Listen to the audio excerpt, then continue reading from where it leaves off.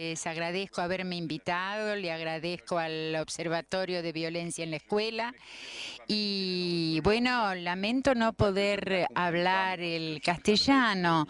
Bueno, el problema es que pienso que hablaría el castellano en forma muy aproximativa. Le agradezco a la traductora que me traduce siempre de manera admirable.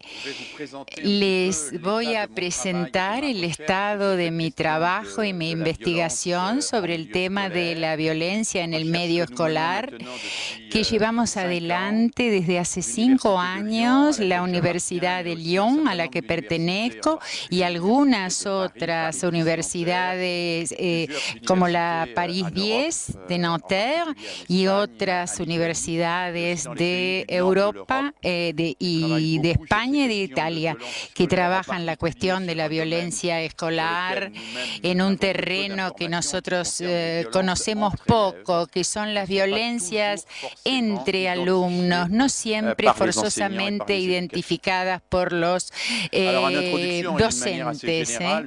De manera general, querría recordarles que formo parte de la generación que creyó durante cierto tiempo, no demasiado, que la cultura, la civilización y el conocimiento podían liberar al hombre de la violencia. Hoy sabemos, por experiencias desgraciadas del siglo XX, que cualquier sea el grado de instrucción y elevación intelectual de los individuos, la violencia siempre está y nunca vamos a poder erradicarla totalmente. Al respecto, el trabajo que tenemos que hacer es más bien un trabajo de reflexión sobre el origen de esta violencia, pero también sobre la forma como hacerla constructiva, de la forma de acompañarla pedagógicamente para que no sea destructiva y no ponga en dificultad el funcionamiento de la institución escolar.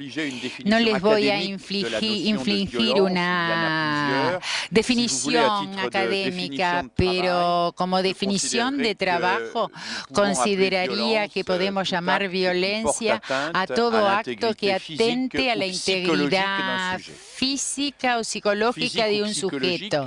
Física o psicológica, la segunda palabra no es anecdótica, las hay, las violencias que van contra la integridad psicológica, las humillaciones, por ejemplo, que son obra a veces de la institución escolar misma, aun cuando esta institución esté luchando contra otras violencias, en particular las violencias físicas.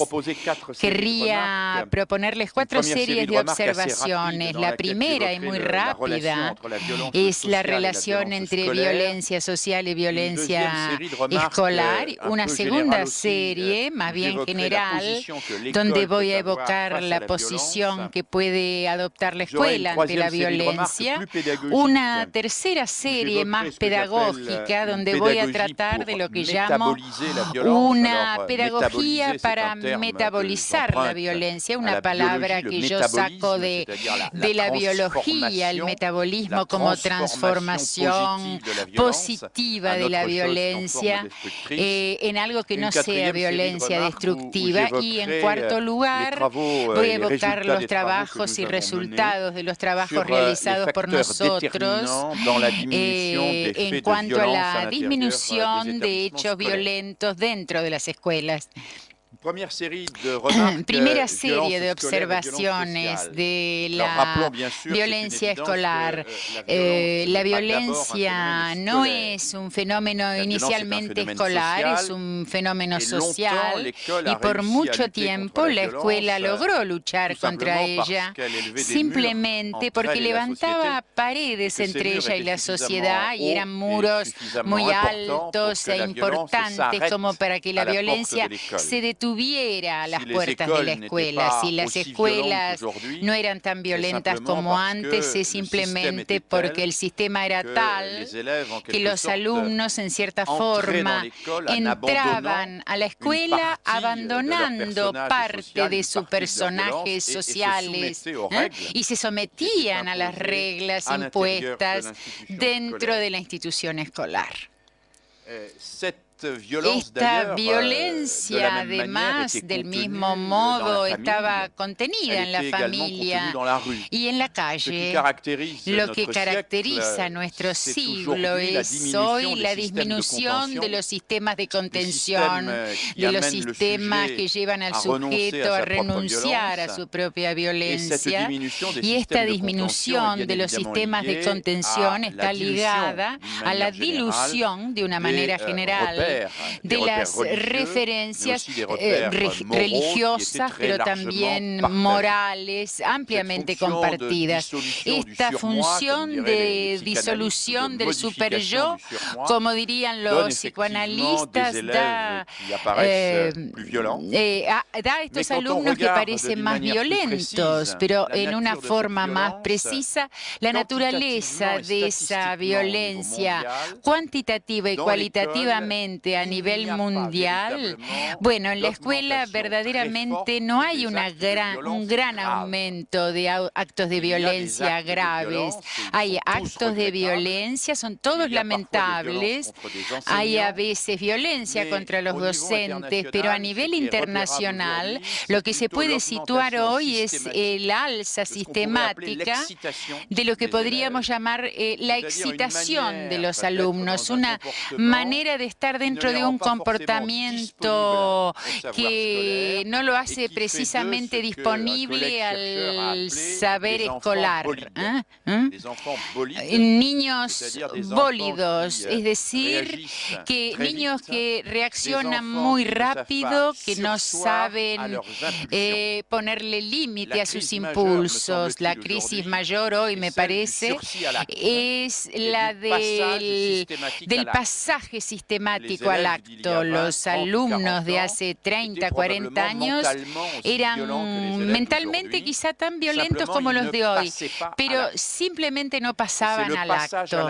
Y es el pasaje al acto lo que me parece problemático. Ese pasaje al acto es un pasaje a la violencia, a veces en términos de agresión, otras un pasaje a la palabra, al grito, al insulto, que son todos comportamientos especialmente violentos para quien los vive, pero que sí la escuela encuentra como violentos, porque pone en peligro la organización misma de la institución y la imposibilidad de transmitir saberes.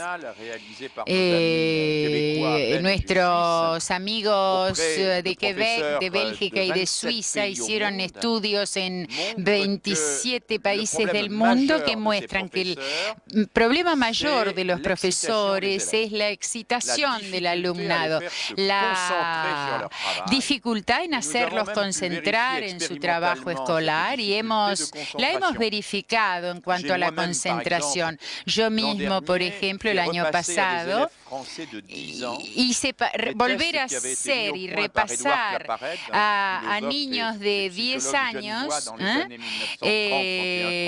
textos que son relativamente simples, con ejercicios de construcción o con rompecabezas. En el año 32, un chico podía tener 15 minutos de atención de trabajo focalizado sobre un objeto, y hoy lo que obtenemos es un máximo de atención de 4 a 5 minutos, lo cual significa que la capacidad de atención de los alumnos ha disminuido considerablemente. No es que sean menos inteligentes, tampoco son menos capaces de pensar, pero están en un estado de excitación permanente que está quizá ligado a nuestra forma de vida, a la televisión, al uso en la televisión de la cantidad de canales que hacen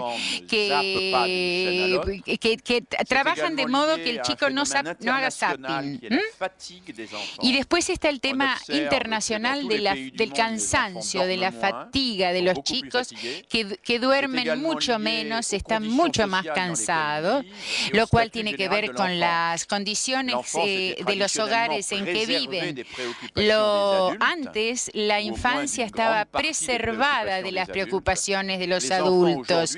En cambio, hoy los chicos reciben como un chicotazo en la cara las tensiones de los adultos, que son cosas que los conmueven, que los ponen como sobre resortes. Y como la contención no es suficiente, todo esto desencadena a partir de actos aparentemente benignos sistemas de violencia. Muchas veces la situación se presenta así.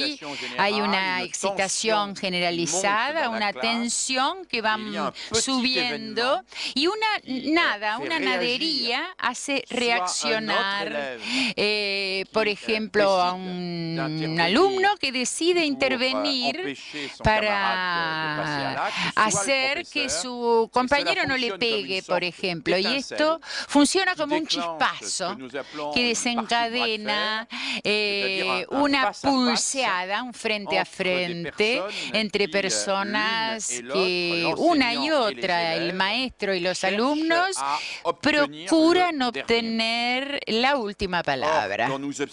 Y cuando observamos clínicamente estas cuestiones, nos damos cuenta de que el que tiene la palabra casi siempre es el maestro, pero también la última palabra la pueden tener los chicos, de modo tal que el profesor entre en el cara a cara, que responda por medio de un aumento de la agresión respecto del alumnado y cree el profesor una situación incontrolable, una especie de corrida de toros o de juegos de circo. Los otros esperan, se ponen alrededor para ver quién va a ganar. Esto lo vimos y decimos en general con mi colega Jacques Pain, que ha teorizado mucho esto, que cuando hay un cara a cara violento, siempre hay un muerto simbólico en la clase, que es aquel que va a ceder o que va de algún modo a sufrir el poder del otro. Y esta violencia que emerge en la escuela hay que tratarla, hay que procesarla, porque es incompatible, y esta es mi segunda serie de observaciones con la vocación de la escuela misma.